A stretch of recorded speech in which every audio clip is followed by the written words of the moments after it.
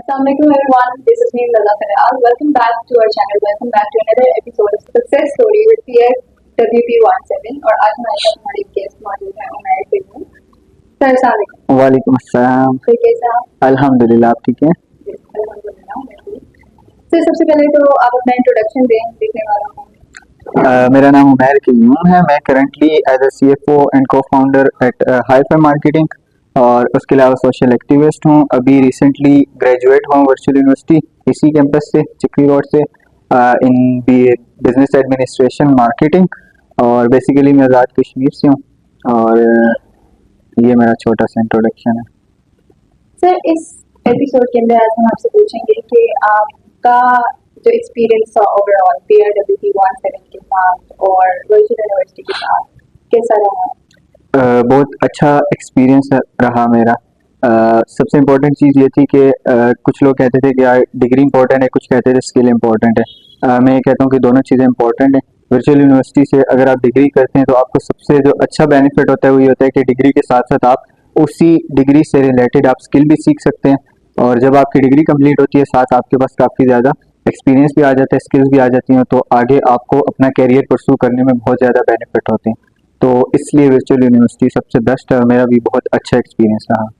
तो आपने जब वर्चुअल यूनिवर्सिटी में एडमिशन लिया था तो आपने भी डिफरेंट परसेप्शन सुने होंगे लोगों के कि वर्चुअल यूनिवर्सिटी ऑनलाइन यूनिवर्सिटी है, फिजिकल यूनिवर्सिटी में जाना चाहिए क्योंकि उसका ज़्यादा बेनिफिट है as compare to online university. तो आपने ये सारी बातें सुनी, जो मिथ्स सुनी लोगों से, उसके बाद भी आपने इधर यूनिवर्सिटी में एडमिशन लिया। अच्छा, मैंने ना सिर्फ फिजिकल यूनिवर्सिटी का, सबको हर बंदे को शौक होता है कि यार सेकेंड ईयर के बाद यूनिवर्सिटी में जाएंगे, हर बंदे का शौक होता है। तो ऑब्वियसली मुझे भी शौक था। मैंने नमल में अप्लाई किया था, वहाँ पे मेरा टेस्ट पास नहीं हुआ था। उसके अलावा एक तो ये रीज़न थी। उसके अलावा मेरा कज़न है नोमान, उसका नाम है, मेरे से बड़ा है, तो उसने वर्चुअल यूनिवर्सिटी ढूंढी और उसने एडमिशन लिया था। फिर उसने मुझे बताया कि यार इस तरह ऑनलाइन यूनिवर्सिटी है, साथ आप काम भी कर सकते हो और साथ आप उसमें स्टडीज़ भी कर सकते हो। तो फिर उसने मुझे कहा कि आप पहले 2 साल का BBA कर लें, आप देख लें, अगर आपको समझ आती है तो फिर आप आगे परस्यू कर लीजिएगा, नहीं तो फिर आप किसी और यूनिवर्सिटी में एडमिशन ले लीजिएगा। तो फिर मैंने एडमिशन लिया। तो स्टार्टिंग में ऑब्वियसली बंदा नया नया होता है, उसको लेक्चर्स भी लेता है, हर चीज़ करता है, कैंपस में विजिट करता है, तो अच्छा लगता है। तो फिर साथ में जॉब भी करता था उस टाइम पे कॉल सेंटर में, तो मेरे लिए अच्छा था, जॉब भी चलती थी साथ स्टडीज़ भी, तो इसलिए फिर मैंने इसी को परस्यू किया।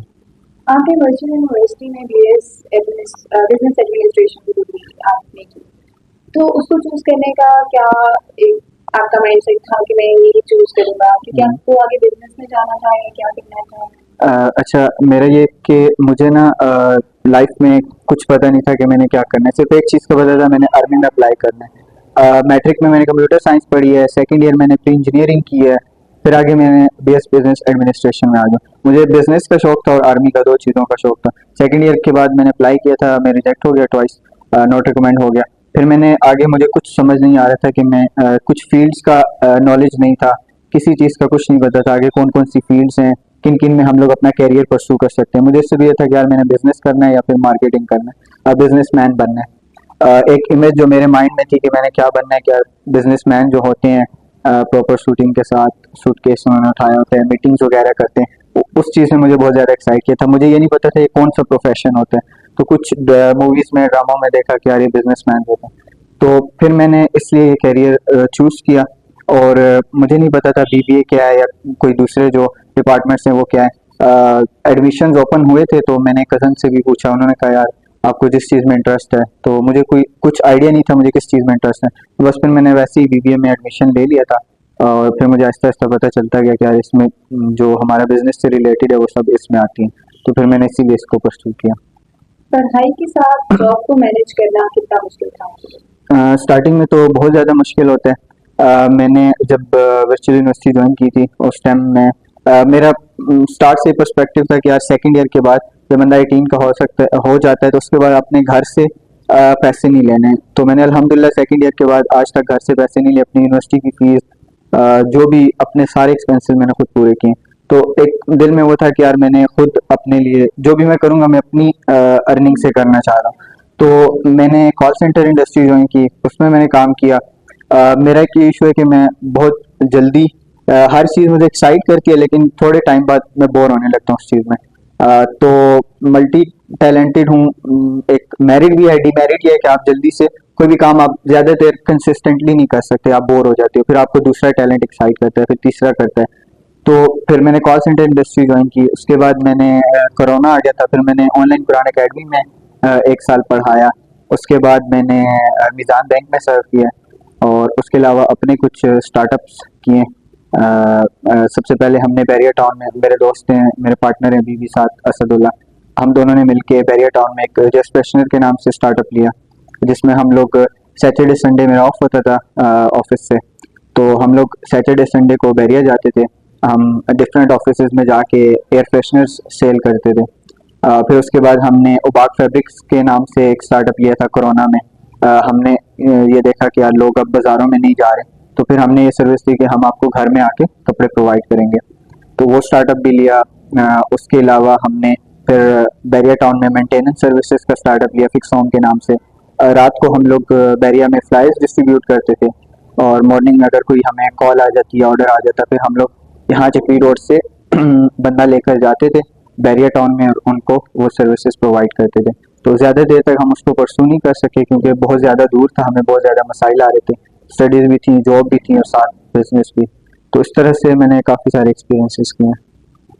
आपकी इन सारी बातों से पता चला कि आप डेली भी बहुत हैं, आप चैलेंजेस भी सही एक्सेप्ट कर लेते हैं। तो आपके बारे में एक बात सुनी है हमने कहीं से कि आपने 100 डे चैलेंज कोई कंप्लीट किया था, उसमें आप कंसिस्टेंट रहे। मोस्ट ऑफ द टाइम क्या होता है कि 100 डे चैलेंज में तो कंसिस्टेंट नहीं रह पाते, कभी कभी होता है कि बस बस कर देना चाहिए। तो आपने वो कैसे कंप्लीट किया? मैंने ना फर्स्ट टाइम जब मैं नया नया फेसबुक यूज़ कर रहा था, तो मैंने एक दिन वैसे ही ना, मतलब मुझे फ़नी चीज़ें शेयर करने का बहुत ज़्यादा शौक था, मैं फ़नी चीज़ें शेयर करता हूँ, तो मेरे साथ काफ़ी सारी ऑडियंस इंगेज हो गई थी। तो मैंने एक दिन ऐसी पोस्ट लगाई कि give me a challenge, I complete it, will make the video and upload it on Facebook.